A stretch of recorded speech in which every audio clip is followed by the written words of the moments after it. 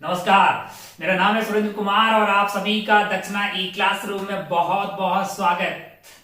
हम बातें कर रहे हैं रिवीजन जेई एडु।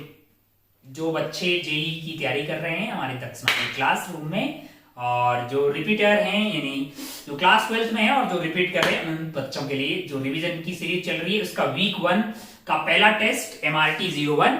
उम्मीद है कि आपने इसमें बहुत अच्छा किया होगा। इसके जो सिलेबस था वो भी बहुत ही ज्यादा टफ वाले चैप्टर्स प्लस थोड़े से इजी वालों का कॉम्बिनेशन था, यानी कि basic mathematics, unit and dimension, vectors and electrostatics and current electricity दो बहुत अच्छे चैप्टर थे जो आपको बहुत अच्छे से करने थे। अगर आपने बहुत अच्छे से उनके सवाल एसओटी आपने सॉल्व किया होता, थ्योरी बहुत अच्छे से पढ़ी होती, तो ये जो जेई मेन पैटर्न का जो टेस्ट था वो आपके लिए कोई बहुत ज्यादा डिफिकल्ट नहीं लगता। उम्मीद है कि आपको नहीं लगा होगा, आपने एक डिसेंट स्कोर इसमें प्राप्त किया होगा। आइए इसके डिस्कशन के बारे में आगे बढ़ते हैं। बाकी हर टेस्ट आपको कुछ न कुछ सिखाता है। अगर आपने कुछ गलतियां की हो, अगर आपने टाइम मैनेज नहीं किया है, अगर आपने सिस्टमैटिक तरीके से पहले वाले वीक में तैयारी नहीं की है, तो ऐसी गलती नेक्स्ट वाले वीक में यानी अगले रिवीजन में ना कीजिएगा, क्योंकि जब ये पूरा रिवीजन हो जाएगा तो आप पूरी तरह से जेई मेन फाइट करने के काबिल हो जाएंगे, यानी पूरी तरह से आपका सिलेबस कवर हो जाएगा और आपके अंदर एक अलग ही लेवल का कॉन्फिडेंस होगा। आपको कॉन्फिडेंस की बहुत ज्यादा जरूरत है, क्योंकि जब इंसान कॉन्फिडेंट होता है तो बहुत सारे सवाल, बहुत सारी चीजें, बहुत सारी प्रॉब्लम जिंदगी की बहुत आसानी से डील कर लेता है। आइए खेला स्टार्ट करते हैं अपन फिजिक्स के MRT 01 के डिस्कशन पे। भाई साहब पहला सवाल देखते हैं MRT 01 पेपर फिजिक्स। पहला सवाल यूनिट एंड डायमेंशन का सवाल है भाई साहब। Calorie is a unit of heat energy. अच्छा, बहुत बढ़िया। It's value is 4.18 joule. मैंने कहा बहुत बढ़िया, ग्रेट नॉलेज, ये तो हमको पता ही था। वेयर 1 जूल इज, बोल रहा है सवाल नंबर 1 देखिए जरा, बोल रहा है कि 1 joule is equal to 1 kg metre square second square. अरे भैया ये है क्या? ये तो एनर्जी है जो कि होती है ml²t -2। एनर्जी की डायमेंशन आपको पता है ना, एनर्जी की डायमेंशन क्या है? ml²t -2। m आपका kg में हो गया, लेंथ आपका 1 मीटर है, टाइम आपका 1 सेकेंड रहेगा। सपोज हम ऐसा कर रहे हैं, एक नया सिस्टम बना रहे हैं। अच्छा, ये तो एसआई यूनिट है, एसआई यूनिट। अगर एसआई वाला सिस्टम की बात करें तो इसमें आपके लिए मास होगा 1 kg। क्या है? 1 kg। नए वाले में भाई साहब क्या कर रहे हैं? नए वाले में बोल रहे हैं कि मास आपका अल्फा kg हो जा रहा है। क्या हो जा रहा है? अल्फा kg हो जा रहा है। मैंने कहा बहुत बढ़िया भाई साहब, बहुत ही शानदार। और अगर आप ध्यान से देखें, आगे जी जानकारी दे रही है कि यूनिट की लेंथ यहाँ पे 1 मीटर थी, तो यहाँ पे हो जाएगी आपके लिए बीटा मीटर की। कितना मीटर? बीटा मीटर है। अच्छा, यूनिट ऑफ टाइम जो है वो एसआई में आपके लिए 1 सेकेंड था, तो यहाँ पे आपके लिए आ रहा है गामा सेकेंड। मैंने कहा अच्छा भाई साहब, बहुत बढ़िया, बहुत ही शानदार। तो अगर आप ध्यान से देखें तो 1 जूल आपके लिए था क्या? 1 जूल आपके लिए था 1 kg इंटू लेंथ। अगर आप ध्यान से देखें तो 1 मीटर का स्क्वायर है ना, इंटू आपके लिए क्या आ जाएगा? 1 सेकेंड का पावर -2। सिमिलरली अगर आप ध्यान से देखें कि मान लो कि भैया ये वाले जो 1 जूल है वो यहां पे एक इसके बराबर। सिमिलरली अगर आप नया वाला जो सिस्टम है इसमें मान लीजिए कि आपने 1 जूल जो यूनिट है वो x के बराबर आ गई। किसके बराबर आ गई है? x के बराबर। तो वो x यहाँ पे क्या हो जाएगा? वो आपका x जो होगा वो यहाँ पे हो जाएगा 1 kg की जगह यहाँ पे क्या है?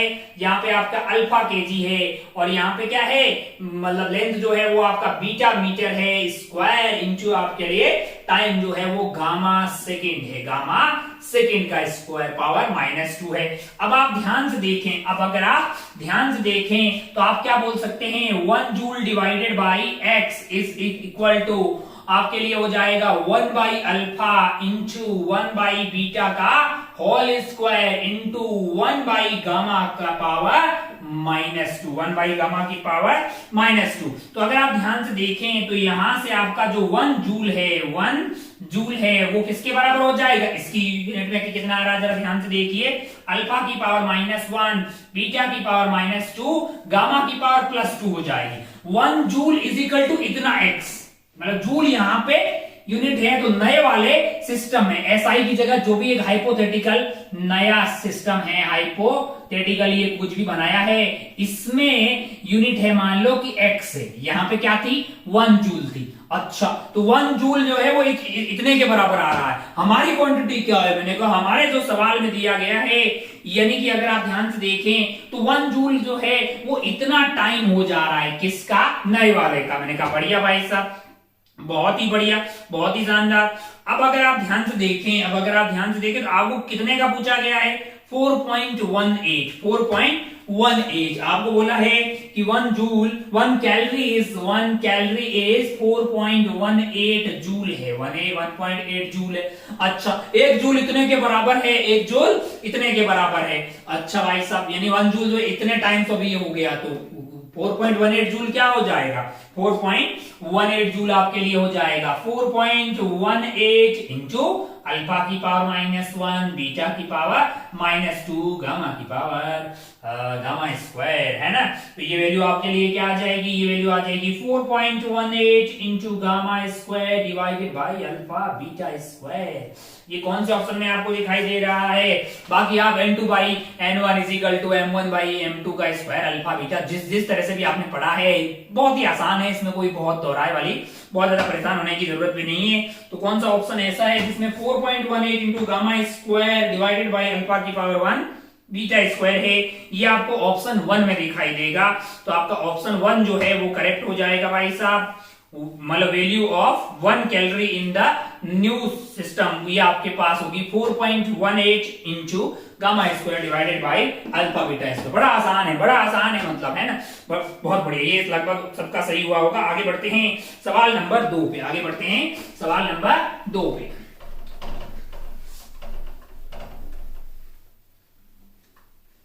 चलिए, क्या है सवाल नंबर 2? जरा ध्यान से देखिए। सवाल नंबर 2 आपसे फिर से यूनिट एंड डायमेंशन का दिखाई दे रहा है। Which of the following function of A and B is possibly correct if A and B possess different dimension? यानी कि डायमेंशन जो है वो ए की सेम नहीं है, ए एंड बी अगर डायमेंशन अलग है तो वो अलग अलग फिजिकल क्वांटिटी है ना। इसका मतलब a प्लस बी कभी नहीं हो सकता, a माइनस बी नहीं हो सकता, according to the principle of homogeneity. अच्छा भाई साहब, तो कौन सा ऑप्शन सही है? मैंने कहा पहला ऑप्शन आपको बोल रहा है कि a डिवाइडेड बाई e की पावर a बाई बी। हम लोग जानते हैं भैया कि e की पावर थीटा कैसा है? डायमेंशन लेस होता है। e की पावर थीटा क्या होता है? डायमेंशन लेस होता है। अब अगर e की power a by B dimensionless होगा तो फिर a की डायमेंशन यहाँ पे किसके बराबर होनी चाहिए? b के बराबर होनी चाहिए। लेकिन हमारे सवाल में बोला है कि ये नहीं है, इसका मतलब ऑप्शन ए नहीं हो सकता।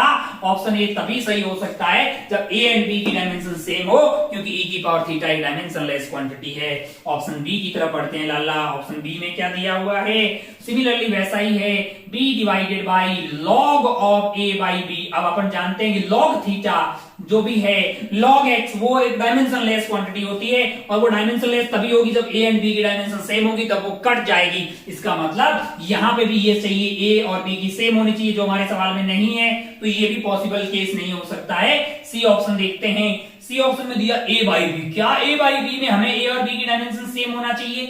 कोई जरूरी नहीं है, कोई भी जरूरी नहीं है। क्या a बाई बी हो सकता है? बिल्कुल हो सकता है। a by B dimensionless हो, ऐसा कतई कोई जरूरी नहीं है। फोर्स डिवाइडेड बाई मास, है ना, force divided by mass acceleration आता है।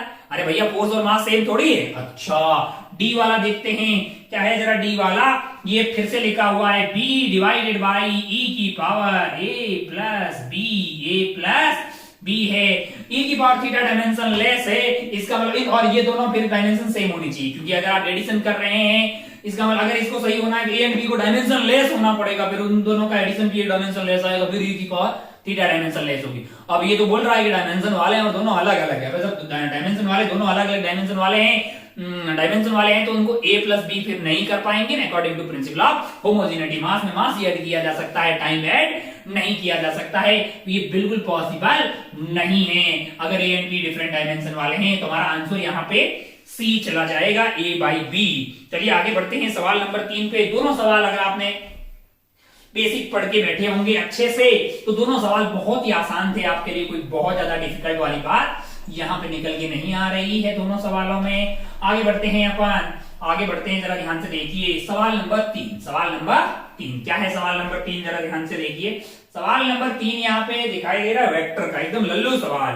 वेक्टर ए दिया, वेक्टर बी दिया है। अच्छा क्या है वेक्टर ए, जरा ध्यान से देखिए। वेक्टर ए आपको दिया है 2i cap plus 3j cap plus 6k cap, और वेक्टर बी जो है वो आपके लिए है 3i cap plus 4j cap.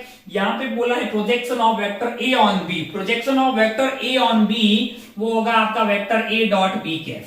अरे भैया ए मान लीजिए ये ए वेक्टर है, और ये आपको पता होगा यार, ये बहुत आसान है इसलिए मैं इसमें टाइम नहीं लगा रहा हूं। इसका मैग्नीट्यूड क्या होगा, मैंने कहा ए कॉस थीटा। क्या हो जाएगा, ए कॉस थीटा, यानी कि ये आपका ए कॉस थीटा होगा, और ये वाला बी साइन थीटा होगा, प्रोजेक्शन ऑफ बी ऑन ए, तो जो कि हो जाएगा बी डॉट ए कैप। अच्छा भाई साहब ध्यान से देखिए, ए आपको क्या दिया हुआ है 2i cap plus 3j cap plus 6k cap का डॉट लेना है बी कैप के साथ में। बी कैप हो जाएगा 3i cap plus 4j cap divided by 5 divided by B cap, यानी कि B dot A cap. B की वैल्यू क्या है भैया 3i cap plus 4j cap का डॉट आपको लेना है ए कैप के साथ में, यानी कि 2i cap plus 3j cap plus 6k cap का मैग्नीट्यूड क्या हो जाएगा 36 प्लस 4 49 7 हो जाएगा। अच्छा अब आप डॉट ले लीजिएगा, तो ये आ गया है यहाँ पे 6/5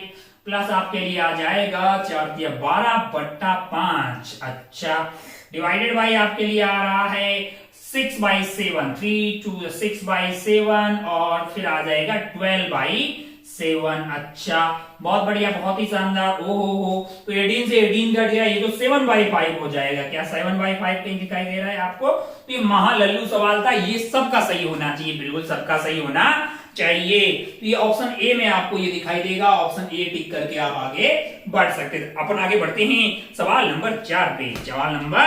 सवाल नंबर 4 पे चलते हैं, पहले इसको उड़ा देते हैं सवाल नंबर 3 को। तीनों सवाल जो शुरुआत में थे वो इजी से मॉडरेट कैटेगरी के थे, क्योंकि इजी की साइड बोलना ज्यादा आसान होगा।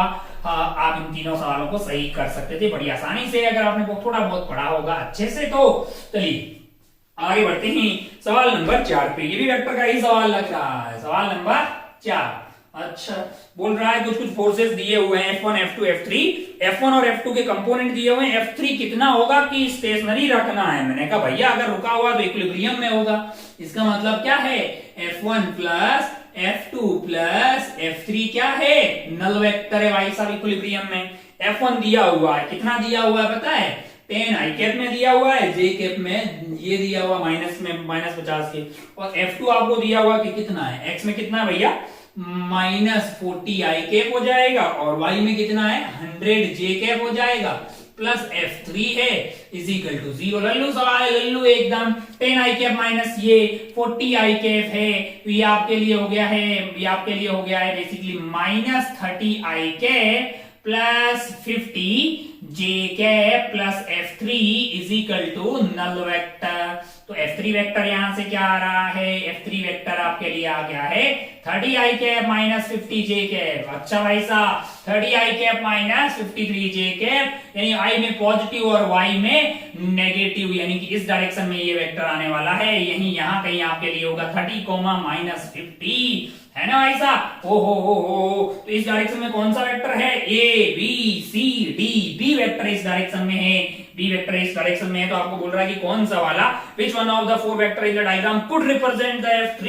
मैंने कहा भैया अगर आपको फोर्थ क्वाड्रेंट में चाहिए x पॉजिटिव और y negative, x positive and y negative, तो ये आपको फोर्थ क्वाड्रेंट में बी वेक्टर यहाँ पे दिखाई देगा, जो कि ऑप्शन बी में है। इसको आप टिक करके आगे बढ़ सकते थे। तो ये फोर्थ का हो गया आपका बी। आगे बढ़ते हैं फिफ्थ वाले सवाल पे, आगे बढ़ते हैं फिफ्थ वाले। पहले 4 बहुत ही आसान, मतलब कर लेते आप बहुत आसानी से। चलिए आगे बढ़ते हैं फिफ्थ वाले सवाल पे, जरा ध्यान से देखिए क्या है फिफ्थ वाला सवाल। A point charge Q is at a distance A। अच्छा वहां से रिलीज कर रहे हैं long line having a linear charge and lambda, kinetic energy is this, the distance of the closest approach will be। अच्छा भैया, अच्छा एक वायर है, मैंने कहा बहुत बढ़िया, जिसकी प्लस चार्ज डेंसिटी है लैम्डा, और यहाँ पे एक चार्ज पार्टिकल है, कितनी दूरी पे है, वो a दूरी पे है। कितनी दूरी पे है, a दूरी पे है। मान लीजिए कि वो यहाँ पे है, और ये वाली दूरी आपके लिए a है। यहां से उसको रिलीज किया गया है, और मतलब जो है projected from a long towards से, मतलब इसकी तरफ फेंका है, और इसको काइनेटिक एनर्जी कितनी दी है? मैंने कहा भैया इसकी काइनेटिक एनर्जी सवाल बोल रहा है कितनी है, के नॉट है। अच्छा, तो ये पास आएगा, ये क्या होगा, ये पास आएगा भाई साहब। मैंने कहा हाँ हाँ बिल्कुल आएगा। मान लो कि ये चलते चलते यहां आ गया है, पहले इसकी पोजीशन मान लीजिए कि भैया ए थी, अब क्या हो गई ये बी हो गई है, यहां आके ये रुक जाएगा। क्यों? क्योंकि ये चार्ज पॉजिटिव है और इलेक्ट्रिक फील्ड रहेगा इस डायरेक्शन में, तो इसकी रिटार्डेशन होगी। रिटार्डेशन होगी तो भैया रुक, ये वक्त यहां पे रुक जाएगा, फिर वो यू टर्न मार लेगा आगे। तो हमें ये वाली दूरी पता करनी है। मान लीजिए कि ये वाली दूरी आपके लिए क्या है, एक्स नहीं है ना, ये वाली जो मिनिमम दूरी है ये वाली हमारे लिए हमें पता करनी है। मैंने कहा अच्छा भाई साहब बहुत बढ़िया, मान लिया कि मैंने x is the closest distance. अच्छा, अब आप ध्यान से देखिएगा तो ये भाई साहब जब यहां से यहां जा रहे हैं, कहां से कहां तक, यहां से लेके यहां तक जा रहे हैं, और आपको मिनिमम यहां पे यहां से लेके यहां तक अगर आप ध्यान से देखेंगे तो क्या होगा, वर्क डन कौन करेगा भाई साहब, वर्क डन कौन करेगा? आप अगर यहां से यहां जा रहे हैं तो work done by electrostatic force कैसा होगा, नेगेटिव होगा। उसकी वजह से क्या होगी, इसकी काइनेटिक एनर्जी कम होगी। जस्ट रुक जाएगा तो काइनेटिक एनर्जी क्या हो जाएगी, इसकी जीरो हो जाएगी। यानी कि work done by all the forces is equal to change in kinetic energy, final zero है। हम यहाँ पे यूज करेंगे वर्क एनर्जी थ्योरम, तो हमको वर्क निकालना पड़ेगा भाई साहब, वर्क यहाँ पे निकालना पड़ेगा। मान लीजिए ये एक्स की बजाय मैं इस दूरी को ही कुछ मान लेता हूं, डी मान लेता हूं, है ना। अच्छा भाई साहब बहुत बढ़िया, बहुत शानदार। और यहाँ पे रेंडम एक पॉइंट x मान लेता हूं। यहाँ पे अगर ये पार्टिकल होगा, यहाँ पे ये पार्टिकल होगा तो इलेक्ट्रिक फील्ड मेरे लिए हो जाएगा ये वाले पॉइंट पे कि कितना होता है भाई साहब, 2k lambda by D, 2k lambda by D, 2k lambda by D sine theta 1 sine theta 2, ये इनफाइनाइट है तो 2k लैम्डा बाई डी आ जाएगा। k की वैल्यू अगर आप k की वैल्यू एप्सिलॉन नॉट में हम तो दिए, हाँ तो k की वैल्यू 1 बाई, तो ये एप्सिलॉन मतलब 1/4 पाई एप्सिलॉन नॉट हो जाएगा। तो लैम्डा और 4 पाई एप्सिलॉन नॉट यानी कि 2 पाई एप्सिलॉन नॉट हो जाएगी। d यहाँ पे दूरी है, यहाँ पे d दूरी होती है, इसको कुछ मान लेते हैं, कुछ भी मान लीजिए, मान लो कि t मान लिया मैंने, जो भी है मिनिमम। तो यहाँ पे आपकी जो दूरी है वो यहाँ पे दूरी है आपके लिए, यहाँ पे अपना e की वैल्यू क्या आ गई है, e की वैल्यू आ गई है 2/k की वैल्यू होगी 1/4 पाई एप्सिलॉन नॉट लैम्डा और d यहाँ पे ये वाली दूरी है, कौन सी वाली दूरी है, ये वाली दूरी है जो कि हमने क्या मान रखी है, x मान रखी है। तो ये 2 हो गया है, ये lambda upon pi epsilon naught x। तो इससे फोर्स किस डायरेक्शन में लगेगा, मैंने कहा फोर्स लगेगा इस डायरेक्शन में, कितना, मैंने कहा q इंटू e है, e की वैल्यू क्या है, q lambda upon pi epsilon naught x, इतना फोर्स लगेगा। डिस्प्लेसमेंट इसका dx इस डायरेक्शन में हो रहा है। Work done by electrostatic force, work done by electrostatic force is equal to change in kinetic energy k final minus k initial. हम लोग क्या यूज कर रहे हैं, वर्क एनर्जी थ्योरम यूज कर रहे हैं। Work done by electrostatic force आपके लिए क्या हो जाएगा, मैंने कहा फोर्स इनटू डिस्प्लेसमेंट, फोर्स आपके लिए है q lambda upon pi epsilon naught, pi नहीं 2 भी तो था ना, यहाँ पे 2 था, यहाँ पे 2 था, 2 एप्सिलॉन नॉट x है इनटू आपके लिए dx, और एंगल बीच का है 180, तो माइनस आ गया। x की लिमिट कहां से कहां तक, मैंने कहा t से लेके कहां तक जा रही है, a तक जा रही है। ये वाली दूरी कहां तक है, a तक है। मैंने कहा बहुत बढ़िया भाई साहब, बहुत ही शानदार। k फाइनल आपके लिए हो जाएगा 0, और इनिशियली आपके लिए क्या है, इनिशियली आपके लिए जो काइनेटिक एनर्जी है वो k नॉट है। मैंने कहा अच्छा भाई साहब, अरे भैया t इज इक्वल टू 0 के करस्पॉन्डिंग आप 0 हो जाएगी, और फाइनली जब a के करस्पॉन्डिंग बात करेंगे तो वो k नॉट है। अच्छा, तो ये वैल्यू आ गई है आपके लिए q lambda upon 2 pi epsilon not 1/x का इंटीग्रेशन हो गया ln x, ये हो गया है ln a by t that is equal to, ये माइनस से माइनस कट गया, is equal to k naught. तो हमको क्या चाहिए भैया, हमको t चाहिए। तो ln यहां से देख लीजिए, कैलकुलेशन ही तो है, अब ln a by t is equal to 2 pi epsilon naught k naught divided by q lambda, है ना। अच्छा भाई साहब बहुत बढ़िया, बहुत शानदार। तो a बाई t की वैल्यू है e की power 2 pi epsilon naught k naught divided by q lambda. मैंने कहा अच्छा भाई साहब बहुत बढ़िया, बहुत शानदार। ओहो, अगर आपको t चाहिए, तो आप क्या करेंगे, वो हो जाएगी a इंटू e की power 2 pi epsilon naught k not q lambda. देख लीजिए भैया कौन से वाले ऑप्शन में आपको ये दिखाई दे रही है, a इंटू ई की power minus of 2 pi epsilon naught k naught divided by q lambda, ये आपको ऑप्शन ए में दिखाई देगी। ऑप्शन ए में इसको टिक करके आप आगे बढ़ सकते हैं। तो ये लल्लू मतलब ठीक ठाक किस्म का सवाल इसको बोल सकते हैं, कोई बहुत ज्यादा टफ वाला सवाल था नहीं ये था फिफ्थ। आगे बढ़ते हैं सिक्स्थ वाले सवाल पे। मिट जाओ भैया मिट जाओ।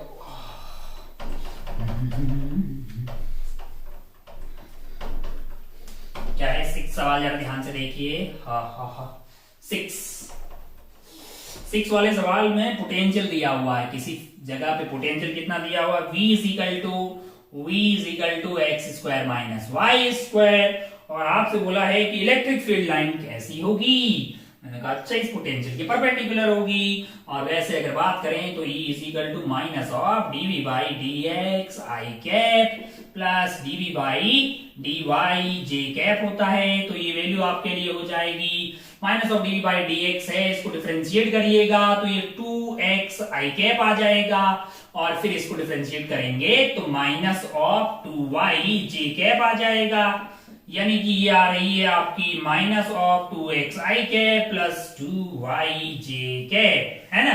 अच्छा भाई साहब बहुत बढ़िया, बहुत ही शानदार। तो ये तो स्ट्रेट लाइन आ गई भैया, x को 0 डालोगे, y को 0 डालोगे 0 0, है ना, फिर आप 1,2 स्ट्रेट लाइन आती हुई दिखाई दे रही है। तो ऐसा आपको ऑप्शन कौन सा बी में दिखाई दे रहा है। चलिए तो वो तो बहुत ही रद्दी सा सवाल हो गया है, आप इसको भी टिक करके आगे बढ़ सकते थे। ऐसा आप फोटो देख लीजिए ऑप्शंस में कौन सा वाला ऑप्शन जो है वो स्ट्रेट लाइन यहाँ पे आता हुआ दिखाई दे रहा है, ex i के साथ में भी और y के साथ में भी। चलिए आगे बढ़िए।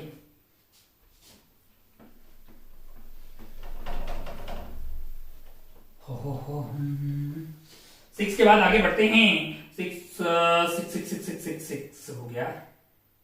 7 थोड़ा ठीक दिखता हुआ दिखाई दे रहा हो। 7 क्या है, a spherical cavity of radius r is made in conducting sphere of radius 2r, a charge q is placed at the center of cavity as shown in the figure, find the magnitude of total electric field at 4r, 0,0। अगर आप ध्यान से देखें, पहले बना लेते हैं photo. क्या बोल रहा है ये, पेन भी चल जाओ यार। यहाँ पे ऐसे बना हुआ है, क्या कहाँ पे है कैविटी यहाँ पे है इसके अंदर। ओहो यहाँ क्यू रखा हुआ है, ये रेडियस r है, ये 2r है, ये 0,0 है, और पूछा कहाँ पे है आपको, यहाँ कहीं पूछा है 4r, 0,0, 4r, 0,0। अच्छा भाई साहब बहुत बढ़िया, बहुत शानदार। अब अगर आप ध्यान से देखें, अब अगर आप find the magnitude of total electric field at this, और यहाँ क्यू रखा है, कंडक्टिंग है ना। हाँ तो अगर आपने यहाँ क्यू रखा तो यहाँ पे आ जाएगा माइनस क्यू। मैंने कहा हाँ बिल्कुल, और ये माइनस क्यू आएगा तो यहाँ पे ट्रांसफर क्या हो जाएगा, ये पूरा कंडक्टिंग है, इसमें कैविटी है, तो ये वाला प्लस क्यू यहाँ पे आ जाएगा पूरा, है ना। यहाँ पे डिस्ट्रीब्यूट हो जाएगा आपका क्या, प्लस क्यू। अच्छा बहुत बढ़िया। तो यहाँ वाले पॉइंट पे आपको इलेक्ट्रिक फील्ड पूछा है, तो कैविटी एज ए होल ये पूरे का तो यहाँ पे 0 आएगा, काय कि ये पॉजिटिव आएगा इसके कारण, और उतना ही इस स्फीयर है, मतलब ये होलो स्फीयर बन गया, उसके कारण क्या आ जाएगा, नेगेटिव। बाहर की तरफ तो सही नहीं आता है ना, KQ बाई R स्क्वायर, भले ही वो पॉइंट सेंटर पे रखा हो या फिर सरफेस पे रखा हो। तो कैविटी एज ए होल का तो बाहर कोई इफेक्ट नहीं आएगा, इस भाई साहब का आएगा। और सेंटर से कितना दूर है आप, 4r दूर है, तो क्या इलेक्ट्रिक फील्ड पूछा है, तो KQ by R square, K की value KQ by R square, यानी कि 4r स्क्वायर। दूरी आपकी कितनी है, ये हो गई, तो KQ बाई 16r स्क्वायर आ जाएगा, K की भाषा में लिखा होगा तो KQ by 16r square option A में दिखाई देगा। इसको टिक करके आप आगे बढ़ सकते थे। तो कोई बहुत टफ सवाल नहीं है। कैविटी एज ए होल का बाहर कोई इलेक्ट्रिक फील्ड होगा नहीं, और यही वाला क्यू मैं यहाँ पे प्लस क्यू रखा, या माइनस क्यू यहाँ पे प्लस क्यू चला गया, तो ये सवाल सिंपल आसान हो गया है। यहाँ प्लस क्यू वाला एक स्फीयर रखा है, और उससे 4r दूरी पे यहाँ पे इलेक्ट्रिक फील्ड बताओ। तो बड़ा ही आसानी से आप इसको करके आगे बढ़ सकते थे। आगे बढ़ते हैं सवाल नंबर 8 पे।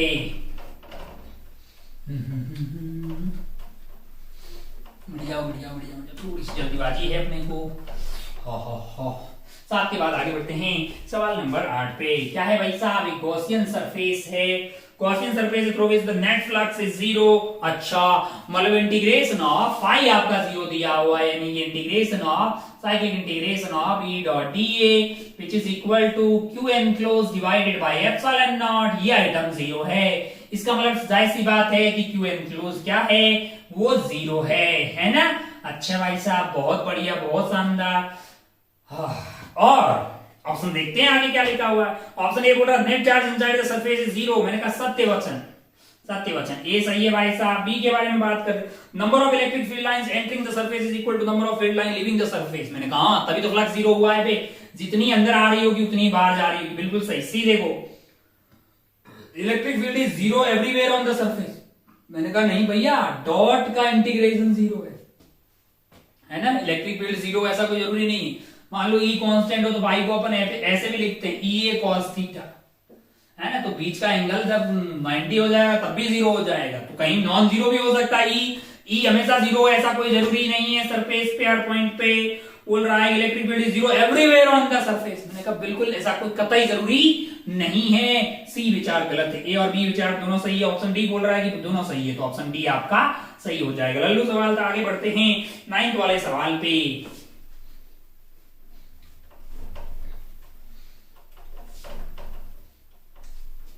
सवाल नंबर 9। सवाल नंबर 9 क्या है? सवाल नंबर 9 जरा ध्यान से देखिए। Small hole is cut in the charged hollow conductor of arbitrary shape as shown in the figure. If the local charge density near the hole is sigma then the inside the hole is. अच्छा, अगर आपने electrostatic pressure का derivation पढ़ा हो, electrostatic pressure है ना, sigma square upon 2 epsilon not, electrostatic pressure पढ़ा होगा। तो डेरिवेशन अपन ऐसे ही करते हैं, है ना, Q square by 2 epsilon not. अगर यहां से एक पार्ट को काट दिया, ये कंडक्टर है, यहां से एक पार्ट को काट दिया, तो ये वाला पार्ट जो काटा है उसको मैं अलग करके यहां पे बना देता। अब मैं बोल रहा हूं कि जिसने काटा है, मतलब जिसको काटा गया है, किसको काटा गया, इसको काट के साइड में रख दिया। ये पॉइंट है जस्ट इस कंडक्टर के बाहर पे, ये जो बचा खोचा है ना, मान लीजिए इसके कारण E1 इस साइड आ रहा है। क्या आ रहा है? इस साइड आ रहा। इसके जस्ट अंदर वाले पॉइंट पे भी E1 कैसा आएगा? ऐसा ही आएगा ना उधर, है ना। मान लो पॉजिटिव है, सब लोग धक्का दे रहे, और ये पॉजिटिव जो काट के हमने थोड़ा सा अलग किया है, बाहर वाले पॉइंट पे इसके कारण इलेक्ट्रिक फील्ड कैसा होगा? मैंने कहा E2 होगा। और ये तो अंदर की तरफ कैसा होगा? ऐसा होगा। अब अगर आप ध्यान से देखें तो जो नेट अंदर की तरफ है, अगर ये पूरा ऐसा होता, कैसा? ऐसा होता, तो ये वाले पॉइंट पे इधर की तरफ आ रहा होता E1 माइनस E2, और ऊपर क्या आ रहा था? जस्ट बाहर वाले पॉइंट पे E1 प्लस E2। अब अगर आपको याद हो तो कंडक्टर की सरफेस पे होता है सिग्मा बाई एप्सिलॉन नॉट, और अंदर की तरफ होता है 0। इसका मतलब E1 is equal to E2 है। इसका मतलब क्या है कि twice of E is equal to sigma by epsilon naught है। इसका मतलब E1 is equal to E2 is equal to sigma by 2 epsilon naught है। ओ भाई, इलेक्ट्रोस्टैटिक प्रेशर वगैरह का डेरिवेशन ऐसे ही किया था, है ना। Sigma square upon 2 epsilon not आता है। अगर आपने नहीं देखा है, नोट्स के सबसे लास्ट में जाना है कि इलेक्ट्रोस्टैटिक प्रेशर की बारे में बातें की जाएगी, तो और बस वहां पे हमने ये सब बातें की थी। E1 और E2 की बातें आपने देख लिया है। इस पर्टिकुलर केस में ये सवाल तो बहुत ही आसान था। हमें क्या पूछा है? अब पूछा है E अंदर की तरफ। मैंने कहा भैया अगर आप अब अंदर की तरफ बात करेंगे तो इसके कारण अंदर की तरफ क्या आने वाला है? E1 ही आने वाला है, और E1 की वैल्यू तो बाई सरफेस के नॉर्मल होगी बिल्कुल, तो अलोंग द आउटवर्ड नॉर्मल। मैंने कहा बिल्कुल सिग्मा बाई 2 एप्सिलॉन नॉट, मैंने कहा बिल्कुल magnitude sigma by 2 epsilon not E1 आने वाला है। तो ऑप्शन हो गया आपका सी। ऑप्शन क्या हो जाएगा? सी हो जाएगा। टिक करके आप आगे बढ़ सकते थे। ये था सवाल नंबर 9। आगे बढ़ते हैं सवाल नंबर 10। सवाल नंबर 10 पे अब सारे सवाल लल्लू आएंगे, जरूरी थोड़ी, कुछ सवाल अच्छे भी होंगे, आपको वो भी करने हैं। अच्छे से पढ़ा होगा तो आप बहुत आसानी से कर पाएंगे। सवाल नंबर 10 देखिए क्या है। सवाल नंबर 10 जरा ध्यान से देखिए। For a situation zone is यहाँ पे रखा हुआ है क्यू चार्ज। अच्छा, और यहां से r दूरी पे स्मॉल डाइपोल रखा हुआ है जिसका डाइपोल मोमेंट p है। बोल रहा है स्मॉल डाइपोल है। Find the force experience by the dipole. मैंने कहा भैया डाइपोल रखा हुआ एक वेरिएबल इलेक्ट्रिक फील्ड में, और हम जानते हैं फोर्स होता है P into D by D R. P into D by D R, ये आपने पढ़ा होगा। Dipole in non uniform electric field, force होता है P into D by D R. मैंने कहा अच्छा भाई साहब, बहुत बढ़िया, बहुत शानदार। तो यहाँ पे जो ये चार्ज रखा है इसके कारण यहाँ पे इलेक्ट्रिक फील्ड क्या होगा? यहाँ पे इलेक्ट्रिक फील्ड होगा, यहाँ पे इलेक्ट्रिक फील्ड क्या होगा? ये होगा भाई साहब के क्यू बाई आर क्यू। क्या होगा? K Q by R square, sorry K Q by R square. अगर मुझे फोर्स चाहिए निकालना है इसके ऊपर, तो मुझे इसके P को d बाई डी आर से मल्टीप्लाई करना होगा। d बाई डी आर की वैल्यू क्या होगी? मैंने कहा ये लिखा हुआ है के क्यू आर की पावर -2, जब डिफरेंशिएशन करेंगे तो -2 के क्यू आर की पावर -3 आ जाएगी, यानी नीचे आ जाएगी, यानी कि 2 -2 P K Q by R cube. Magnitude की बात करेंगे तो 2 P K Q by R cube. और k की वैल्यू 1/4 पाई एप्सिलॉन नॉट डाल दीजिए, तो ये जो है P Q upon 2 epsilon naught R cube रह जाएगा। कौन से वाले ऑप्शन में है भैया? ये मैग्नीट्यूड की बात हो रही है यहाँ पे। पी क्यू 2 और पाई कहाँ है? पाई भी तो होगा। अरे 1/4 पाई एप्सिलॉन नॉट, के को डालोगे तो 2 से 2 कट गया, 4 तो 2 रह गया, 2 pi epsilon naught R cube. Very good, ये आपको ऑप्शन ए में दिखाई देगा, ये आपको पेपर के ऑप्शन ए में दिखाई देगा। लल्लू सा सवाल था। अगर आपको ये पता होता कि E is basically P into d by dr आता है when dipole is placed in non-uniform magnetic field। Very good, आगे बढ़ते हैं सवाल नंबर 11 पे। कौन सा वाला सवाल है? सवाल नंबर 11 देखिएगा। टिक टिक टिक टिक टिक टिक टिक उड़ जाओ। सवाल नंबर 11 देखिए जरा भाई साहब, क्या है सवाल नंबर 11? सवाल नंबर 11 अच्छा, linear charge density of dielectric ring of radius r is varying is this. यहाँ पे एक रिंग रखी हुई है। क्या रखी हुई है? एक रिंग रखी हुई है जिसकी linear charge density theta is equal to, यहाँ पे है theta is equal to 0 degree, और वो वेरी कर रही है। Lambda is basically lambda naught cos theta by 2। मैंने कहा अच्छा भाई साहब, बहुत बढ़िया, बहुत ही शानदार। Potential at the centre of the ring is, मैंने कहा भैया वैसे तो हम जानते हैं कि रिंग के सेंटर पे होता है के क्यू बाई आर। भैया क्यू यूनिफॉर्म हो ना नॉन यूनिफॉर्म हो हमें कोई फर्क नहीं पड़ेगा, क्योंकि सबकी दूरी आर ही होगी, ये स्केलर क्वांटिटी होती है। पोटेंशियल होगा के क्यू बाई इसका रेडियस आर। क्यू मुझे कैसे निकालना होगा? क्यू मुझे इंटीग्रेशन करके निकालना होगा, इस पे टोटल चार्ज। अच्छा, तो मैं क्या किया है, मैं यहाँ पे थीटा पे गया और एक छोटा सा एलिमेंट ले लिया है डी थीटा का, और ये वाली लेंथ मेरे लिए क्या हो जाएगी? मैंने कहा ये आर डी थीटा की होगी, और इसमें चार्ज होगा डी क्यू, और डी क्यू की वैल्यू होगी लेमडा नॉट, यानी कि लेमडा इंटू ये वाली लेंथ। अब ये पर यूनिट लेंथ है, इंटू आप आर डी थीटा कर दीजिए तो उसका वो मिल जाएगा आपको उतने वाले पार्ट का, इंटू आप क्या कर देंगे आर डी थीटा। इतना आ गया है आपके लिए डी क्यू। आपको क्यू चाहिए तो इंटीग्रेशन कर दो डी क्यू का, लेमडा नॉट के पाई 2 है ना, आर डी थीटा। हाँ, क्या क्या कर रहा था? Lambda naught cos theta by 2 R D theta, R D theta. तो ये आपका हो गया लेमडा नॉट के, हाँ 2 तो है ही ना, cos theta by 2, cos theta by 2 into D theta. मैंने कहा अच्छा, बहुत बढ़िया, बहुत ही शानदार, बहुत ही शानदार भाई साहब। अब अगर आप ध्यान से देखें तो यहाँ पे लेमडा नॉट के तो आ जाएगा, बार कांस्टेंट है, इंटीग्रेशन करना है कुल मिला के बात ये cos थीटा बाई 2 का डी थीटा का, लिमिट कहां से कहां तक जा रही है? 0 से लेके 2 पाई तक। तो ये आपका हो गया लेमडा नॉट के cos थीटा का इंटीग्रेशन हो जाता है sin थीटा बाई 2, और नीचे डिवाइड कर देंगे थीटा बाई 2 से, किससे? थीटा बाई 2 से, यानी 1/2 उसका कोफिशिएंट है, डिवाइड बाई 1/2, और लिमिट लगेगी आपकी 0 से लेके 2 पाई। साइन 0 इज 0, और 2 पाई यहाँ पे डालेंगे तो क्या होगा? मैंने कहा साइन पाई आ जाएगा भाई, 2 पाई बाई 2 करेंगे तो पाई आ जाएगा। Sine pi is 0, 0 minus 0 is 0, यानी कि टोटल चार्ज आ रहा है 0, तो पोटेंशियल एट सेंटर क्या होगा? 0। खत्म बात। ओके, बहुत बढ़िया, आगे बढ़े क्या भैया? बिल्कुल आगे बढ़े, बिल्कुल आगे बढ़ जाइए। ये था सवाल नंबर 11। आगे बढ़ते हैं 12 पे। टोटल चार्ज ही 0 हो गया भैया, नेट चार्ज 0, कुछ पॉजिटिव होगा कुछ नेगेटिव होगा, कहीं पे लेमडा पॉजिटिव है तो कहीं पे लेमडा नेगेटिव है ना, क्योंकि वो कोस थीटा का फंक्शन है, 2 पाई तक घूमिएगा, पॉजिटिव नेगेटिव हो जाएगा। अच्छा, आगे बढ़िए, आगे बढ़िए, बढ़िए बढ़िए बढ़िए बढ़िए। सवाल नंबर कितना था ये? 11 था। 12 देखते हैं। 12 देखिए जरा ध्यान से, 12 क्या है? सवाल नंबर 12।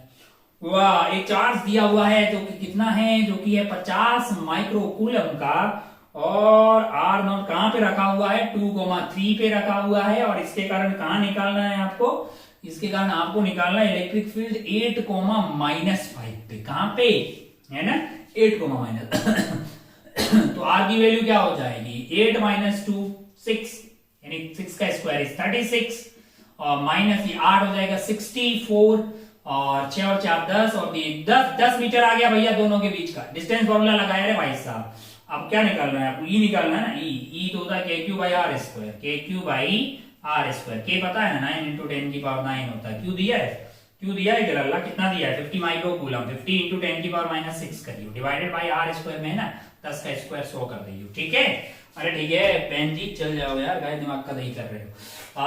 तो आपका ये एक मिंडे से एक मिंडा कट गया और ये आपका 8 हो गया, 8 और ये कट गया, मान लो कि भाई कितना कट गया है, दो बच गया है ना, और 4 5 इंटू 00 है, 4 5 इंटू 00 तो 4500 हो गया है। चलिए भाई साहब इतना वोल्ट मीटर आपका इलेक्ट्रिक फील्ड आ गया। तो ऑप्शन डी में है लाला, ऑप्शन डी में टिक करके आगे बढ़ सकते थे। लल्लू सवाल है, जिन लोगों ने एसओटी सॉल्व की होगी उसके लिए कोई बहुत टफ चीज थी नहीं ये था सवाल नंबर 12। आगे बढ़ते हैं सवाल नंबर 13 पे। सवाल नंबर 13 क्या है, सवाल नंबर 13 जरा ध्यान से देखते हैं।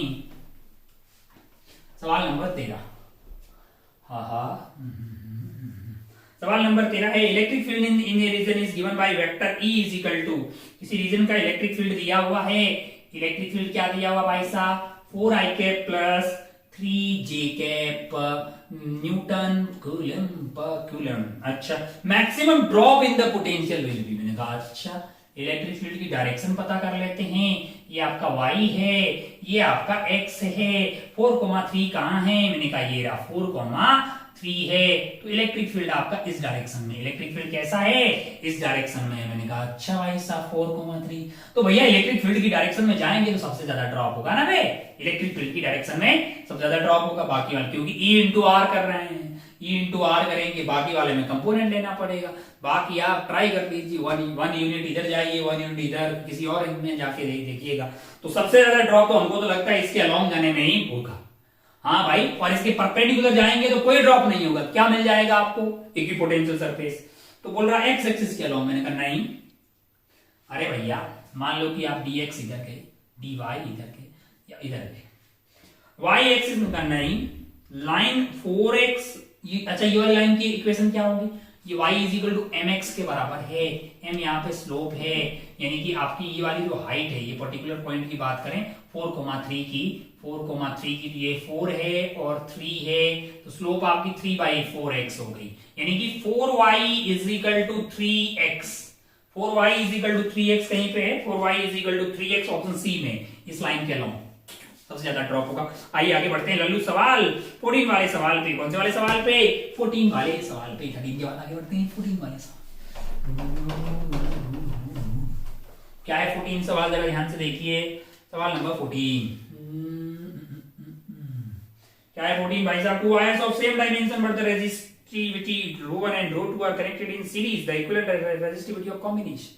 मान लीजिए 2 वायर है भाई साहब, ऐसा वायर थोड़ी बनाना है, हाँ मतलब रेजिस्टेंस बना लेते हैं ना, टक टक टक टक टक। रेजिस्टिविटी इसकी कितनी है, ρ1 है, इसकी ρ2 है, डायमेंशन मतलब एरिया सेम है, मैंने कहा ठीक है, लेंथ भी सेम मान लेते हैं, मान लो l/2 है। रेजिस्टेंस कितना होता है, मैंने कहा r is equal to rho l/a, r is equal to rho l/a, rho की वैल्यू ρ1 है, l की वैल्यू l/2 है, एरिया a। यहाँ पे r2 की वैल्यू क्या आ जाएगी, मैंने कहा ρ2 r/2 इंटू ये आ गया। R इक्विवेलेंट क्या होगा जब ये सीरीज में होंगे, तो R इक्विवेलेंट आपका R1 प्लस R2 हो जाएगा।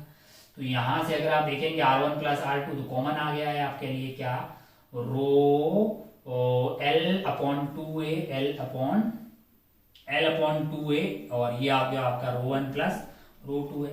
R इक्विवेलेंट को अगर मैं इसको एक ही वायर मानता तो उसकी लेंथ कितनी होती, L होती, एरिया कितना होता, A होता, रेजिस्टिविटी मैंने कहा रो मान लिया, मैंने इक्विवेलेंट मान लिया, तो रेजिस्टेंस क्या होता, इसका रेजिस्टेंस होता R इक्विवेलेंट, और इसको अपन लिखते हैं R is equal to rho l/a। Rho कौन सा वाला, ये इक्विवेलेंट वाला है। लेंथ मैंने कहा टोटल लेंथ A है और L है, और लेंथ आपका और एरिया क्या है A है। तो यहाँ से देख लीजिए, आपको L ने L की बत्तियां खुल कर दी, A ने A की बत्तियां कर दी, तो रो इक्विवेलेंट जो आपके पास आ रहा है वो ρ1 प्लस ρ2 डिवाइडेड बाई 2 आ रहा है, ρ1 plus ρ2 divided by 2, rho equivalent कहीं दिखाई दे रहा है आपको, ρ1 प्लस ρ2 डिवाइडेड बाई 2 आपको ऑप्शन डी में दिखाई देगा। लल्लू सवाल था, टिक करके आप आगे बढ़ सकते थे। ये 14 वाला सवाल हो गया, आगे बढ़ते हैं 15 वाले सवाल पे।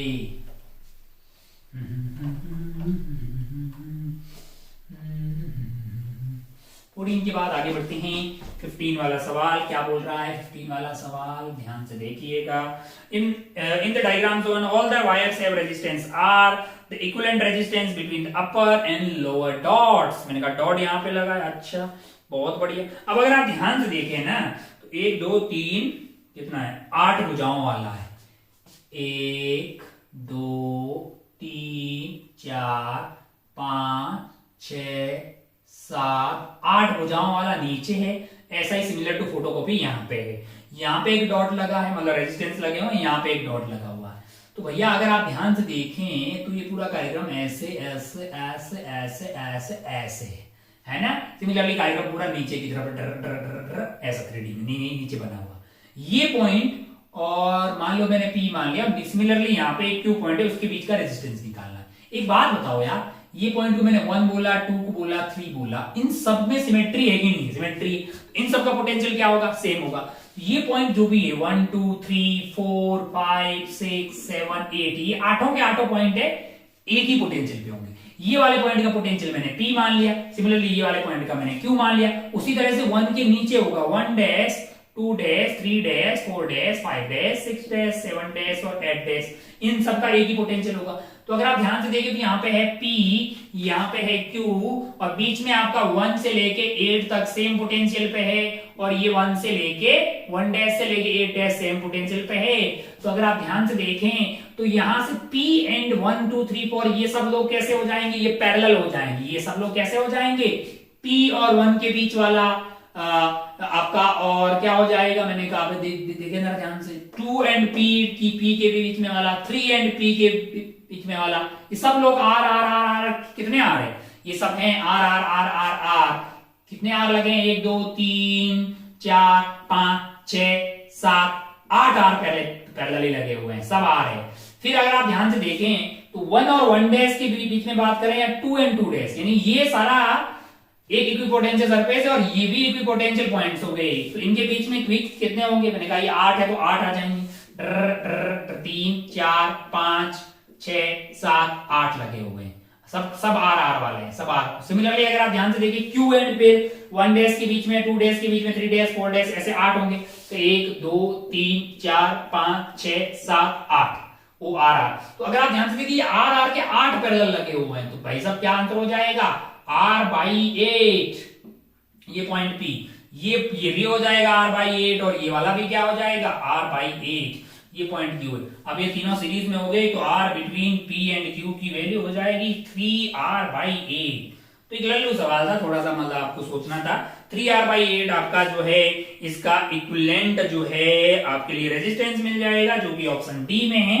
तो ऑप्शन डी को आप टिक करके आगे बढ़ सकते। थोड़ा सा आपको विजुलाइज करना था। आगे बढ़ते हैं सवाल नंबर 16 पे। सवाल नंबर 16 पे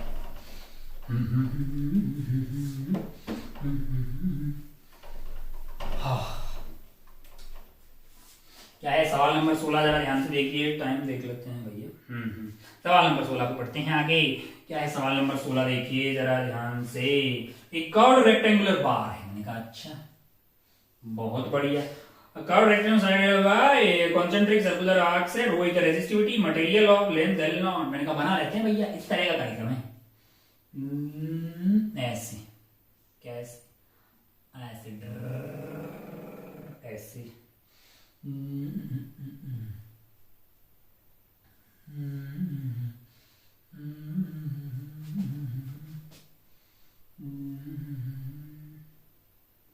ऐसा कार्यक्रम है ना। क्या क्या दिया हुआ है? इसकी लंबाई कितनी दी है? L0 है, यानी ये वाली टोटल लंबाई आपके लिए क्या है? L0 है। और विड्थ आपको A दी है। अच्छा, और ये वाला जो यहाँ पे ये सेंटर से अगर इसको कनेक्ट करेंगे तो ये R0 है, और ये B है, और ये जो हाइट है ये वाली ये A है। ठीक है, अगर आप ऐसे देखेंगे तो ये जो है कार्यक्रम ऐसा है जिसमें A ये है और B ये है। मैंने कहा अच्छा, और भाई साहब the relative resistance of bar across its rectangular and है। अच्छा, मतलब अगर आप ये बोलें कि भैया इसका रेजिस्टेंस बताएं ऐसे अगर करंट बहे तो, क्योंकि भैया रेजिस्टेंस जो है फ्लो ऑफ द मतलब direction of flow of current पे भी डिपेंड करता है। अरे भैया इसी में करंट अगर ऐसे जाए और ऐसे जाए तो रेजिस्टेंस अलग अलग आएगा ना, क्योंकि रेजिस्टेंस लेंथ पे, एरिया पे, रेजिस्टिविटी पे और the direction of flow of the current in the conductor पे भी डिपेंड करता है, क्योंकि उससे फिर क्रॉस सेक्शन एरिया और लेंथ चेंज हो जाएगी ना यार। अच्छा, तो हमें इसका रेजिस्टेंस निकालना है, तो हमें बिल्कुल जाहिर सी बात है कि मेहनत करनी पड़ेगी।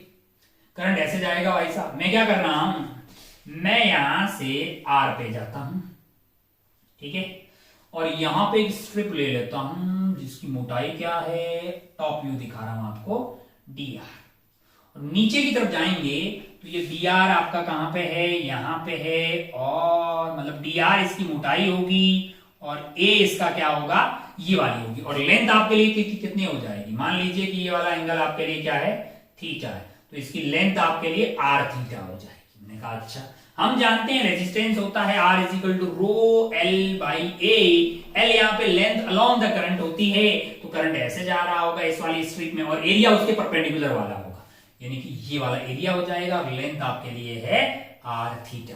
मैंने कहा अच्छा भाई साहब बहुत बढ़िया, बहुत ही खूबसूरत, ओ हो। अब अगर आप ध्यान से देखें तो ये पूरे सेक्शन का, इसका सेक्शन का हो जाएगा डी आर, जो कि रो लेंथ आपके लिए R theta divided by area, area हो जाएगा A D R, cross section वाला। और ऐसी स्ट्रिप सारी पैरेलल तो होगी, टक टक टक टक टक टक।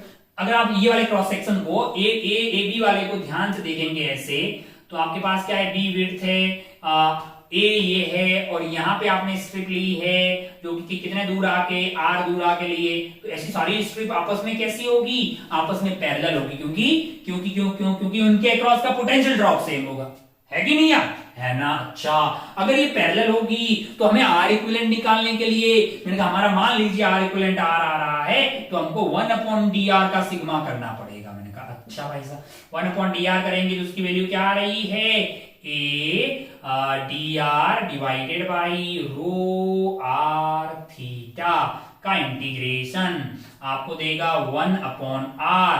अच्छा भाई साहब, आर की वैल्यू कहां से कहां तक, मैंने कहा आर नॉट से लेके यहां तक दूरी आर नॉट है, और यहां तक जाएंगे, ये आर नॉट हो गई है, और ये वाली आर नॉट प्लस बी हो जाएगी। अच्छा, थीटा को हटाना है इसका। अच्छा, ये वाली लेंथ अपने पास क्या थी, एल नॉट, अंदर वाली ना, यहां तक का रेडियस तो आर नॉट था, यहां तक का रेडियस क्या था, आर नॉट, तो R naught into theta is equal to L naught, तो थीटा की वैल्यू क्या होगी यहां से, L naught by R naught. अरे अंदर वाली length R naught, L naught दिया है ना। अच्छा, तो यहाँ पे थीटा को रिप्लेस करेंगे, थीटा को किससे रिप्लेस करेंगे, मैंने कहा ए बाहर आ गया, रो बाहर आ गया, अंदर बचा है आपके पास डी आर, और आर है, आर को आर रखा मैंने, थीटा को क्या किया मैंने, L naught by R naught डाल दिया, तो यहाँ पे एल नॉट आएगा, और आर, तो एल नॉट को बाहर ले आए, आर नॉट को यहाँ ले आए, 1/r का इंटीग्रेशन रह गया, आर नॉट से लेके आर नॉट प्लस बी तक, ये आ जाएगा 1/r, तो यहां से 1/r की वैल्यू आ रही है ए R naught upon rho L not, 1/r का इंटीग्रेशन ln में हो जाएगा, ln आपके पास आ जाएगा R naught plus B divided by R naught. आपको क्या चाहिए, आपको अगर आर चाहिए तो उल्टा कर दीजिए, यानी rho L naught A R naught, ln को उल्टा करेंगे तो R naught upon R naught plus B हो जाएगा। इस तरह का कहीं ऑप्शन दिखाई दे रहा है कि आपको रो एल नॉट, या फिर एल को मतलब वैसे उल्टा ना करें आर नॉट बाई डी, तो इसी आइटम को क्या मैं ले लिख सकता हूँ, rho L naught divided by A R naught L R naught by B divided by R naught, ऐसा कहीं दिखाई दे रहा है कि ए आर नॉट एल, और आर नॉट को यहाँ पे लेके जाएंगे 1 plus B by R naught, और ऊपर रो एल नॉट है, ये ऑप्शन बी में दिखाई दे रहा है। कौन से ऑप्शन में दिखाई दे रहा है, बी ऑप्शन में दिखाई दे रहा है। मैंने कहा अच्छा भाई साहब बहुत बढ़िया, बहुत ही खूबसूरत। ये 16 वाला सवाल था। आगे बढ़ते हैं 17 वाले सवाल पे। 16 ये हो गया भाई साहब, आगे बढ़ते हैं 17 वाले सवाल पे।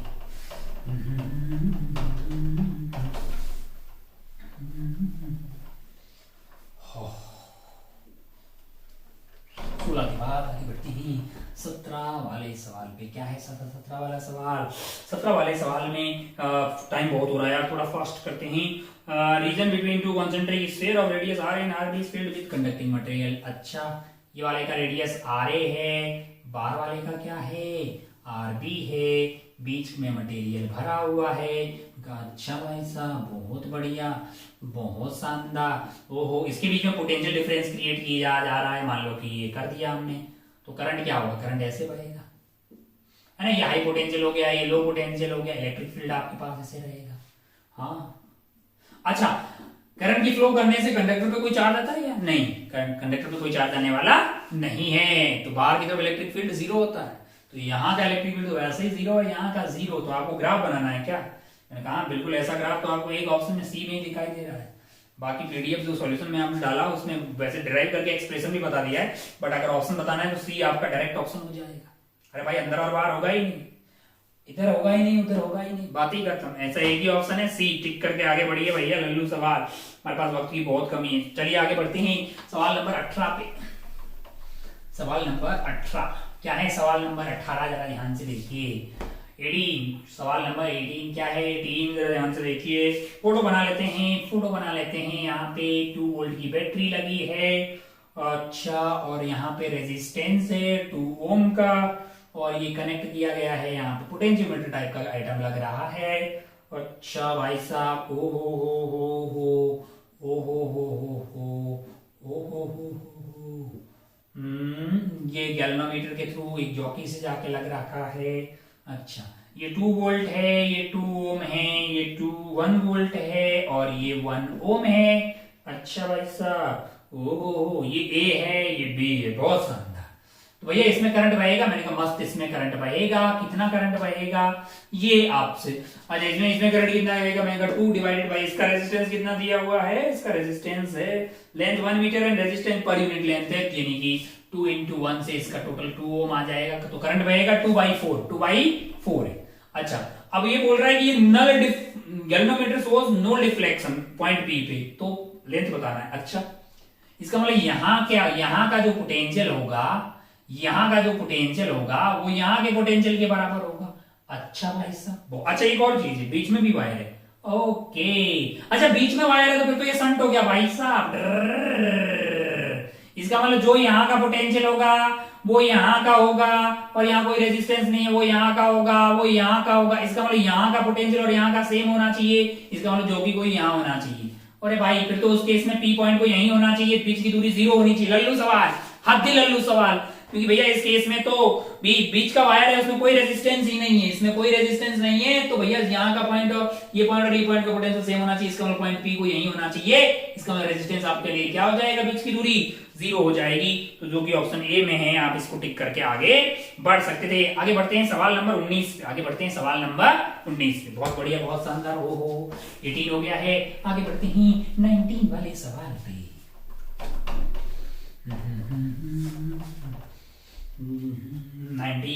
19 क्या है जरा ध्यान से देखिए।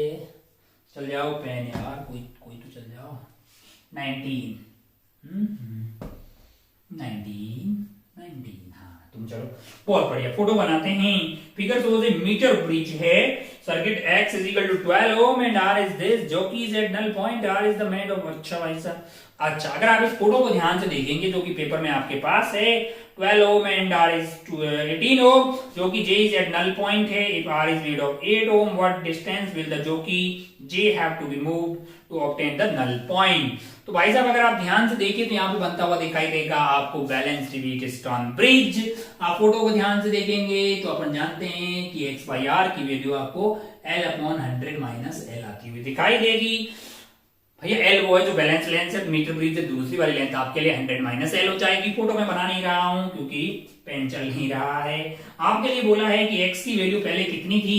x की वैल्यू थी पहले 12 ओम, r की वैल्यू थी 18 ओम। ओहो, अच्छा जो कि जो है दो, फिर x को कम कर दिया, क्या क्या कर दिया? r इज मेड टू 8, फिर r को जो है 8 कर दिया। तो बताइए कि जो कि कितना चेंज करना पड़ेगा? तो पहले L1 पे बैलेंस हो रहा था, अब L2 पे दोनों का डिफरेंस लेना है।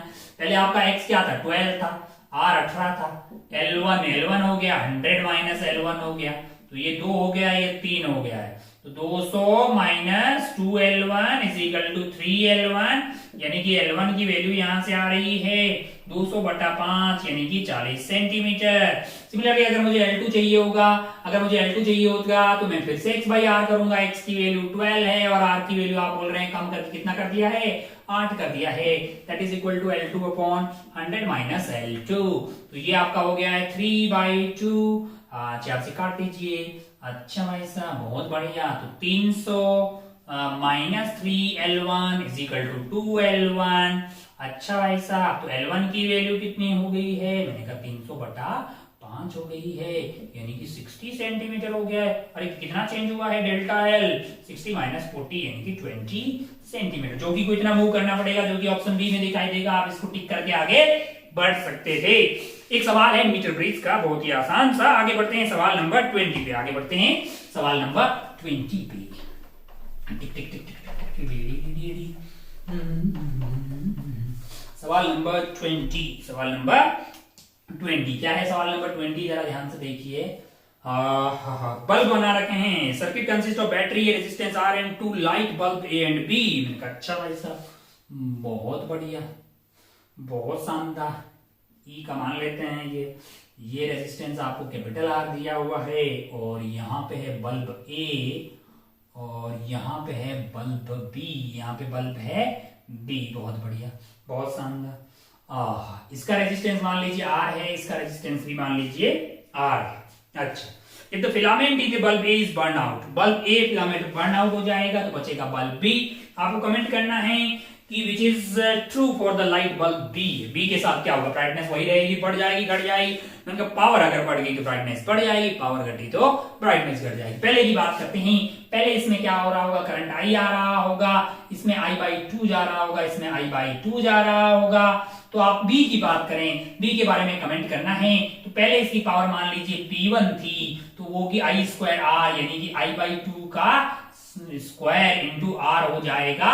और अगर आप ध्यान से देखें तो आई की वैल्यू पहले क्या होगी? मैंने कहा आई की वैल्यू होगी आपके लिए E divided by R plus 2R। R plus R, और आर कैसे हैं?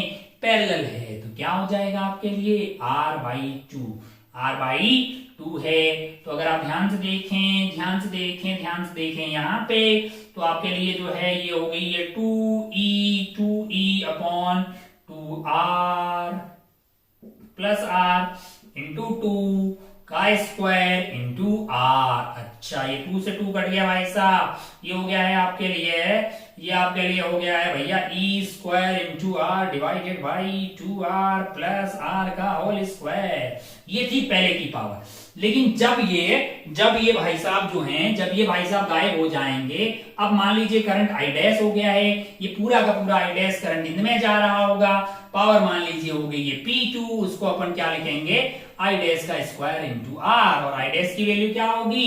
I' की वैल्यू हो जाएगी E divided by R plus R, है ना, दोनों सीरीज में होंगे। R प्लस R का स्क्वायर इंटू R है। अच्छा भाई साहब, P2/P1 का रेशियो लेते हैं ताकि अपने को आइडिया लग जाएगा कि हाँ, ये वाली वैल्यू वैसे आई क्या? ये वाली वैल्यू आ गई E2R divided by R plus R का स्क्वायर। अब पावर का रेशियो लेते हैं P2/P1। अगर आप ध्यान से देखें, P2 आपके लिए ये है, P2/P1 करेंगे यानी कि ये बाई ये, तो इससे ये कट जाएगा, ऊपर चला जाएगा 2R प्लस R, नीचे रहेगा R प्लस R, इसका स्क्वायर आ जाएगा। ऑब्वियस चीज है कि ये R प्लस R है और ये 2 कैपिटल R प्लस R है, यानी ग्रेटर देन 1 होगा, यानी पावर बाद वाला ज्यादा होगा कम से। ब्राइटनेस अब बी की बढ़ जाएगी। कौन सा ऑप्शन होना चाहिए? It is brighter, it get brighter. Option D आपका सही जवाब होना चाहिए। ऑप्शन डी आपका सही जवाब होना चाहिए। अगर ब्राइटनेस वही रहती तो पावर वही रहती, ब्राइटनेस वही रहती, पावर कम हो गई तो ब्राइटनेस कम हो जाती, और पावर बढ़ गई तो ब्राइटनेस बढ़ गई। आइए आगे बढ़ते हैं। न्यूमेरिकल टाइप के सवाल जो लास्ट के हैं, तुरंत उस पर बढ़ते हैं। पहले इसको उड़ा देते हैं भाई साहब।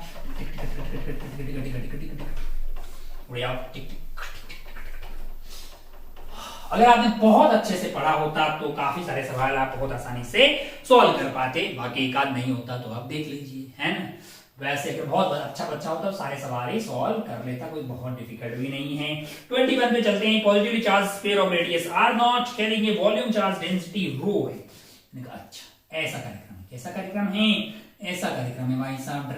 यहाँ पे ओके, ये पॉइंट बी है, ये भरा हुआ है ऐसे।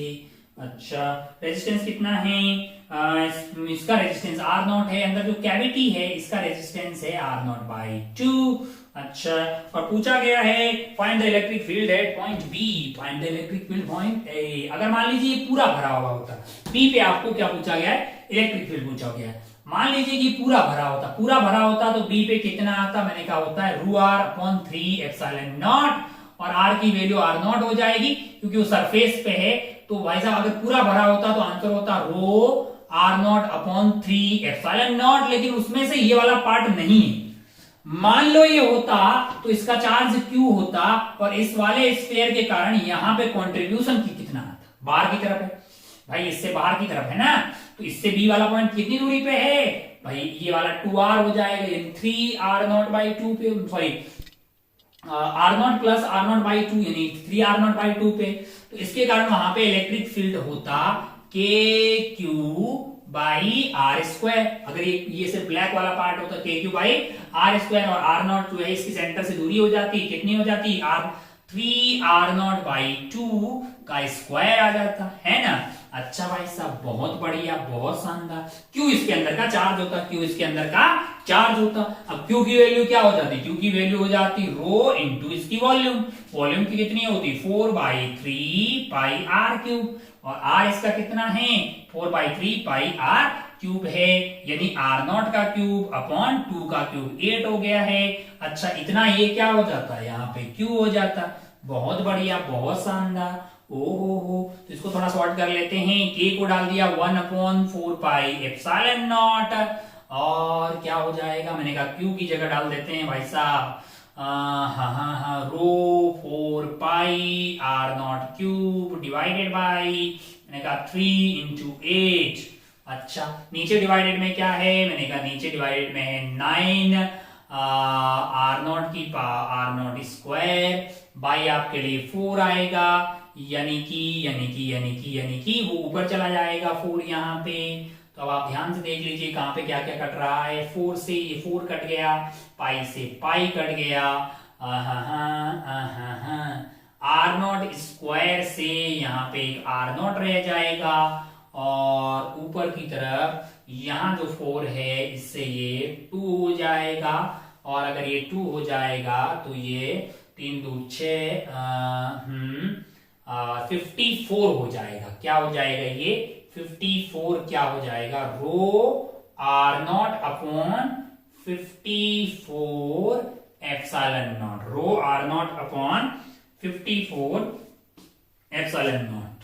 अच्छा और यहां पे अपना क्या है रो r अपॉन 3 एप्सिलॉन0। मैंने कैलकुलेशन अगर ठीक की है तो 9 2 18 × 3 15। अब आप ध्यान से बताएं कि यहाँ पे इलेक्ट्रिक फील्ड ये पूरा होता तो आता और ये अकेला के कारण आ रहा है इतना, लेकिन ये तो है ही नहीं, तो इसमें से इसको घटा दो जो है ही नहीं। रो r अपॉन 3 एप्सिलॉन0 कैविटी प्रॉब्लम आपने खूब पढ़ी होगी, माइनस और रो r0 अपॉन 54 एप्सिलॉन0, 54 एप्सिलॉन0 है। हाँ एलसीएम कितना आ गया है आपके लिए 54 एप्सिलॉन0 है ना। अच्छा भाई साहब बहुत बढ़िया, बहुत शानदार है ना भाई साहब। अच्छा हाँ तो ये वैल्यू कितनी आ जाएगी आपके लिए 54 यानी कि 8 है ना। हाँ तो ये 18 रो r0 माइनस 18 रो r0 17 रो r0 है बाई 54, 17 r0 बाई 54 आ गया है। आपको क्या करना है x निकालना। अच्छा उसमें बोला है कि ये जो वैल्यू है 17 rho r0 divided by 54 epsilon, this is equal to x into something x into 17 r0, 17 rho r0 upon 162 epsilon. मैंने कहा भैया रो एप्सिलॉन0 से रो एप्सिलॉन0 काट दो, रो r0 और एप्सिलॉन0 से एप्सिलॉन0 काट लो, 17 से 17 काट लो, तो x की वैल्यू आएगी 162 डिवाइडेड बाई 54 है। तो ये भाग तो 3 बार जाएगा, 4 × 12, 5 × 15 और 1 16। x की वैल्यू 3 आएगी सॉल्व करके। x की वैल्यू क्या आने वाली है यहाँ पे सॉल्व करके 3 आपके लिए आने वाली है। तो अगर आपने 3 भरा है तो आपको सही जवाब मतलब 3 है, अगर भरा है तो फुल मार्क्स आपको मिलेंगे। ये कैविटी प्रॉब्लम है भाई साहब, कोई बहुत डिफिकल्ट यहाँ पे नहीं है। अगर पूरा होता तो इतना होता, ये वाला पार्ट होता तो उसका कॉन्ट्रीब्यूशन इतना होता, तो पूरे मैसेज के कॉन्ट्रीब्यूशन को घटा दीजिएगा। चलिए आगे बढ़ते हैं सवाल नंबर 22 पे। सवाल नंबर 22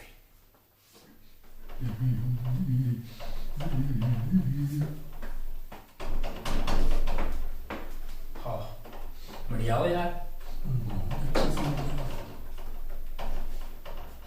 इसके बाद आगे बढ़ते हैं सवाल नंबर 22 पे। क्या है सवाल नंबर 22? सवाल नंबर 22 क्या है? सवाल नंबर 22 जरा ध्यान से देखिए।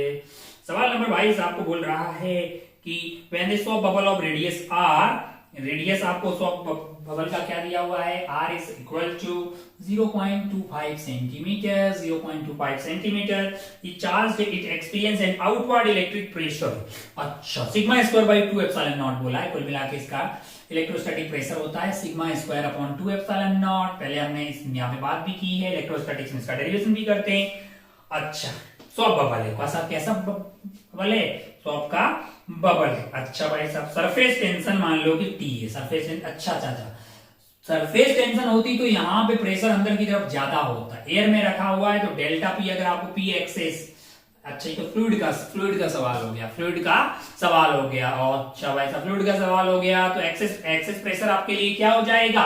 एक स्वॉप बबल के अंदर 4T/R क्या होता है? 4T/R है, 4T/R है। मैंने कहा अच्छा भाई साहब, बहुत बढ़िया, बहुत शानदार। अच्छा, अब अपन सवाल पढ़ते हैं। ये चार्ज क्यों स्पेस होते, pressure inside and outside the same है। अच्छा, इनसाइड एंड आउटसाइड सेम है। अच्छा, इसका मतलब ये जो धक्का लग रहा है वो 4T/R के बराबर होना चाहिए, क्योंकि अगर यहाँ पे चार्ज नहीं होता तो ये ज्यादा होता, ये ज्यादा होता। किधर ज्यादा होता? किधर ज्यादा होगा भाई साहब? अंदर की तरफ। अब वो उतना कौन लगा रहा है? इसके कारण, इलेक्ट्रोस्टैटिक के कारण ये प्रेशर लगा। अगर दोनों बराबर हो गए तो फिर बराबर हो जाएगा, मतलब अंदर और बाहर का। इफ द डेल्टा पी इसके लिए, तो Q is the charge on the space, so that the pressure inside and outside is same है, then the surface tension of the soap bubble is alpha into this. अच्छा, इसका मतलब 4T/R को किसके बराबर होना चाहिए होगा? सिग्मा बाई 2 एप्सिलॉन नॉट के, सिग्मा बाई 2 एप्सिलॉन नॉट के बराबर होना पड़ेगा। अगर इसके बराबर होना पड़ेगा तो सॉल्व करके टी आ जाएगा भाई साहब। टी की वैल्यू यहां से क्या आ जाएगी आपके लिए? Sigma square divided by 2 epsilon not, sigma square divided by 2 epsilon not into आपके लिए क्या आ जाएगा? R/4। वैल्यू रख दीजिए भाई साहब, वैल्यू रख दीजिए। सिग्मा स्क्वायर की वैल्यू आपके लिए है 2 × 10⁻⁵ का स्क्वायर इंटू रेडियस आपके लिए 5 है, सेंटीमीटर है तो मीटर में कन्वर्ट कर दीजिए, डिवाइडेड बाई 8 एप्सिलॉन नॉट है। जब इसको आप देखेंगे तो ये वैल्यू आ रही है 1 × 10⁻12 divided by 8 epsilon naught newton metre, है ना?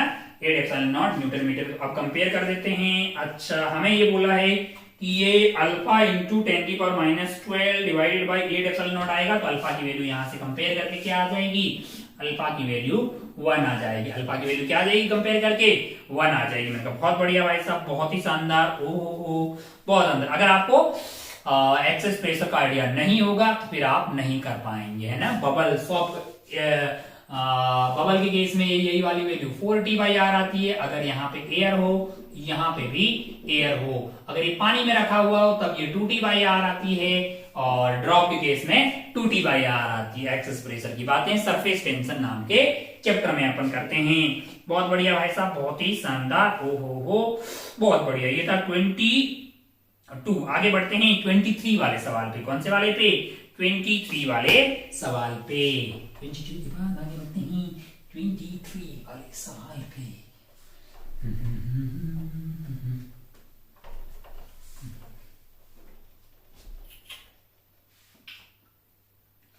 23 क्या है? 23 जरा ध्यान से देखिए। 23 सवाल नंबर 23 में आपको इलेक्ट्रिक पोटेंशियल दिया हुआ है और आपसे पूछा है इलेक्ट्रिक फील्ड का मैग्नीट्यूड। ये आप आसानी से कर लेंगे, ये आपके लिए वो बिल्कुल बहुत आसान है। V = 12x minus 3x square y plus 2yz square है। The magnitude of electric field at this तो E निकालने के लिए आपको क्या करना होगा? आपको करना होगा minus of dv by dx i cap, dv by dy j cap, dv by dz k cap. अच्छा भाई साहब, x के रेस्पेक्ट में डिफरेंशिएट कीजिएगा। x के रेस्पेक्ट में अगर आप डिफरेंशिएट करेंगे तो वो आ जाएगा 12 और ये आ जाएगा माइनस ऑफ 6। x के रेस्पेक्ट में डिफरेंशिएट करेंगे तो 6xy। मैंने कहा बहुत बढ़िया। i कैप प्लस जब y के रेस्पेक्ट में डिफरेंशिएट कीजिएगा ये खत्म हो जाएगा, ये आ जाएगा आपके लिए -6 3x स्क्वायर और प्लस 2z², ये है आपका j कैप, और जब z के रेस्पेक्ट में डिफरेंशिएट करेंगे तो ये खत्म, क्या आ जाएगा 2y, और ये 4 हो जाएगा, z² है ना, z कैप। मैंने कहा बहुत बढ़िया, बहुत ही शानदार। अब वैल्यू आप डाल दीजिए, यहाँ पे कितनी दी हुई है, x y पॉइंट है 1,0, -2, 1,0, तो यहाँ पे आ जाएगा 12 माइनस y की वैल्यू 0 है, तो ये तो खत्म हो गया है भैया। ओ आई कैप प्लस 3x², यानी कि 3 + 2 × 4 j कैप प्लस y की वैल्यू 0 है, तो ये 0 हो गया है। तो यहाँ से वैल्यू हमको लग रहा है कि -12 आई कैप, और 4 2 8 और 3 हो गया है, 4 2 8 और 3 11 हो गया है, यानी कि -11 j कैप, यानी कि कैलकुलेशन चेक किया ना मैंने।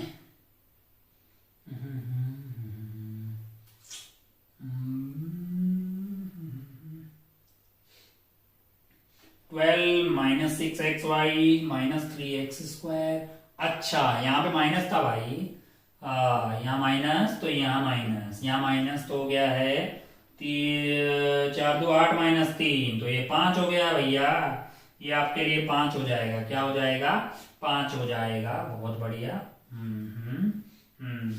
तो ये वैल्यू क्या आ जाएगी आपके लिए, e की वैल्यू है -dv/dx। तो आपका e का मैग्नीट्यूड निकालना है ना, e का मैग्नीट्यूड इज बेसिकली 12 का स्क्वायर प्लस 5 का स्क्वायर।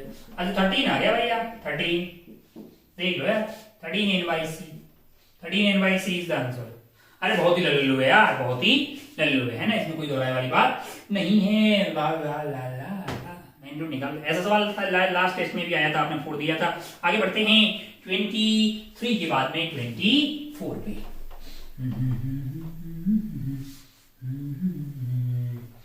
23 के बाद आगे बढ़ते हैं 24 वाले सवाल पे। 24 क्या है 24, जरा ध्यान से देखिए। In the shown figure, all the 5 resistors have the same value of 100 ohm and each cell has a electromotive force of 15 volt. Find the potential difference between point A and B. बनाते हैं photo भाई साहब। टिक टिक टिक टिक टिक टिक टिक टिक। यहाँ पे है resistor, यहाँ पे एक बैटरिया है। अच्छा टक टक टक टक टक टक टक। बिंदु यहाँ पे कौन है भैया, ए बिंदु है, और क्या है यहाँ पे, बी बिंदु है। ओके, कितना है भाई साहब, 15 15 के हैं, 15 15 15 सपोर्ट कर रहे हैं क्या, ये इधर ये इधर ये इधर सपोर्ट कर रहे हैं। तो करंट होगा I = 15 थी, 45 डिवाइडेड बाय टोटल रेजिस्टेंस 1 2 3 4 5, हर एक कितने का है, हर एक आपके पास 100 का है, तो 45/500 आ गया भैया, ये तो 45/500 आ गया है आपके लिए। मैंने कहा तो अगर आप ध्यान से देखें तो ये 9 × 10⁻² आ जाएगा। बिल्कुल इतना करंट आ रहा है। आपको क्या करना है, पोटेंशियल डिफरेंस बताना है between point B and A. Between point B and A है, करंट कैसे बहेगा, मैंने कहा करंट ऐसे बह रहा है, तो बी पे ज्यादा होगा, ए पे कम होगा। माना कि यहाँ का पोटेंशियल आपके लिए कुछ भी है, मैंने माना कि यहाँ का पोटेंशियल वीबी है, तो वीबी पहले आपकी मुलाकात प्लस से हुई, minus minus plus plus minus, कहाँ पहुंच जाएंगे ए पे। प्लस के लिए मैं लिखता हूं minus into I into R, 9 × 10⁻² into R की वैल्यू है 100, प्लस आपके पास माइनस आया, मैंने प्लस का 15 लिख दिया, प्लस आया है तो माइनस ऑफ आई आर, आई की वैल्यू कितनी है 9 × 10⁻² इंटू 100। पहुंच कहाँ जाएंगे, ए पे पहुंच गए। तो वीबी माइनस वी ए की वैल्यू आपके लिए आ रही है वीबी, और ये आ गया आपके लिए कितना है -9 + 15 -9 = VA, VB - VA = 3 वोल्ट। अरे भाई -3 हो गया ना, 18 - उधर जाके 3 वोल्ट 3 अगर आपने आंसर टिक किया तो बहुत बढ़िया, बहुत शानदार हो। 3 इसका आंसर हो गया। कोई बहुत ज्यादा डिफिकल्ट सवाल ये नहीं था, ये तो इजी था। अगर आपने कैलकुलेशन की होती तो आप बिल्कुल इसका आंसर टिक करके आगे बढ़ सकते थे। 24 के बाद आगे बढ़ते हैं 25 पे। 25 देखिए जरा क्या है 25 क्या है 25, जरा ध्यान से देखिए। On quadrupling the resistance R connected to a battery, the power dissipated in the प्लिंग यानी कि 4 गुना कर देते हैं। Resistance connected to a battery, power dissipated, एक बैटरी है भैया, ओहो बैटरी बना देते हैं, मान लो 20 वोल्ट की बैटरी है, इंटरनल रेजिस्टेंस R है, रेजिस्टेंस R मान लीजिए, क्वार्टर प्लिंग कर रहे हैं। अच्छा ओहो,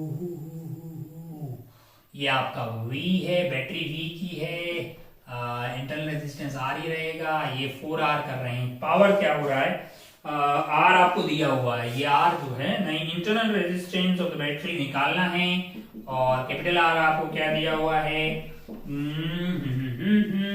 अच्छा, does not change what is the internal resistance of battery in the home. मैंने कहा ठीक है, आइए पता करते हैं। पावर आपके लिए होता है V स्क्वायर बाई R है, तो यहाँ पे या V स्क्वायर बाई R या फिर अपना I स्क्वायर इंटू R भी लगा सकते हैं। Power is basically I square R, किसमें आपको रजिस्टर के अंदर निकालना है, तो I स्क्वायर इंटू R, और I की वैल्यू यहाँ पर, और बोल रहा पावर जो है चेंज नहीं हो रही, मतलब पहले वाले केस में पावर आपकी कितनी होगी, V divided by R plus R का स्क्वायर इंटू R, और यहाँ पे पावर क्या होगी, मैंने कहा V, इसमें भाई साहब करंट कितना जा रहा होगा I, जो कि होगा 4R प्लस R का स्क्वायर, और पावर किसमें, इसमें, तो इंटू 4R है, तो R से R यहाँ कट जाएगा, V स्क्वायर से V स्क्वायर कट जाएगा, तो ऊपर 4 बचेगा, यहाँ पे रहेगा R plus R, that is equal to 4 R plus R का स्क्वायर, R प्लस R का स्क्वायर, और यहाँ पे हो जाएगा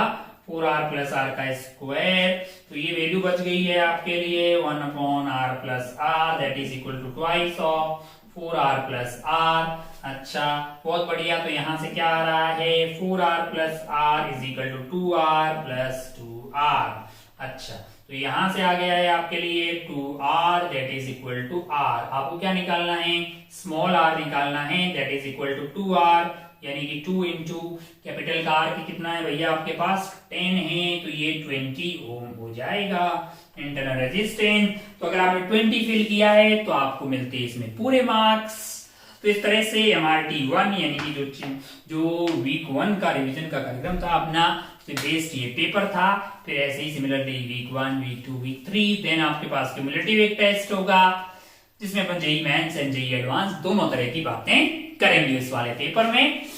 बाकी आप जो है ये वीक दर वीक बहुत बड़े टारगेट को हमने यानी सिलेबस को पार्ट्स में डिवाइड किया है, तो आप उतने वाले पार्ट को बहुत बढ़िया से सॉल्व कीजिए, बहुत अच्छे से उसको रिवाइज कीजिए, फिर ये जो है वीकली टेस्ट दीजिए, ताकि इस तरह से आपका पूरा सिलेबस फरवरी से पहले कवर हो जाएगा और आप जनवरी जो है फेब वाला जो जेईई मेन है उसमें बहुत अच्छा कर पाएंगे। इसमें कतई किसी भी प्रकार का कोई राय या डाउट नहीं है। बाकी आप अपना और अपनों का खूब ख्याल रखिएगा और मोटिवेटेड रखिए अपने आप को, क्योंकि आपको मोटिवेटेड रहने और मतलब बहुत ही मिशन मोड पे इस समय रहने की जरूरत है, क्योंकि फरवरी आने वाला है। तो बिल्कुल आप जेईई मेन में फोड़ देंगे, देन हमारा अल्टीमेट टारगेट क्या है, जेईई एडवांस में बहुत ही अच्छा करना। ठीक है, ऑल द बेस्ट, जय हिंद, जय भारत, टेक केयर, बाय।